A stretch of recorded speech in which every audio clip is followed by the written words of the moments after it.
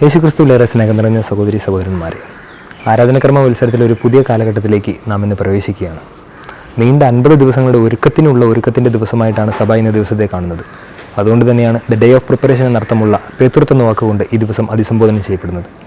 പേതൃത്വം എന്ന വാക്കിന് തിരിഞ്ഞു നോക്കുക എന്നുള്ളൊരർത്ഥം കൂടിയുണ്ട്. കടന്നു വന്ന വഴികൾ തിരിഞ്ഞു നോക്കി അതിന് വിശകലനം ചെയ്ത് ഈ മുന്നോട്ടുള്ള ഈ 50 ദിവസം എങ്ങനെ ഫലപ്രദമായി തീരുമാനമെടുക്കാനുള്ള തീരുമാനങ്ങളെടുക്കാൻ ദിവസത്തെ കാണുന്നത്. ഹോസ്റ്റലിൽ പഠിക്കുന്ന കുട്ടികൾ വെക്കേഷന് നാട്ടിലേക്ക് തിരിച്ചു വരുന്നത് ഏറെക്കുറെ ഈ മാർച്ചിൻ്റെ അവസാനത്തോടു കൂടിയാണ്. പൊതുവേ ഇവിടെ നോമ്പുകാലമായിരിക്കും. അപ്പോൾ കുട്ടികൾ പറയുന്നൊരു കാര്യമുണ്ട്, ഹോസ്റ്റലിലെ വെജിറ്റേറിയൻ ഫുഡ് കഴിച്ച് മടുത്ത ഞങ്ങൾ ഈ ഒരു വർഷം മൊത്തം നോമ്പാചരിക്കുമായിരുന്നു, അതുകൊണ്ട് ഈ നോമ്പുകാലത്ത് ഞങ്ങൾ നോമ്പെടുക്കുന്നില്ല എന്ന്.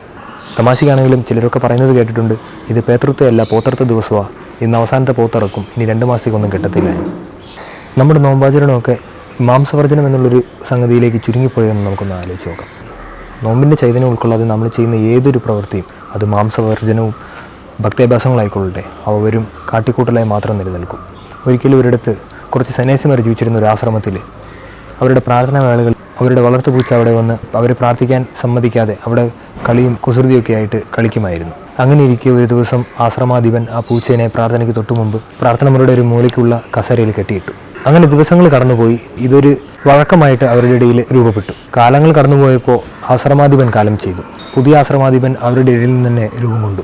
കുറച്ച് വർഷങ്ങൾ കഴിഞ്ഞിട്ട് ആ പൂച്ചയും ചത്തുപോയി. അപ്പോഴാണ് ഈ ആശ്രമത്തിലെ സന്യാസികളുടെ ഇടയിൽ ഒരു അസ്വസ്ഥത രൂപപ്പെട്ടത്.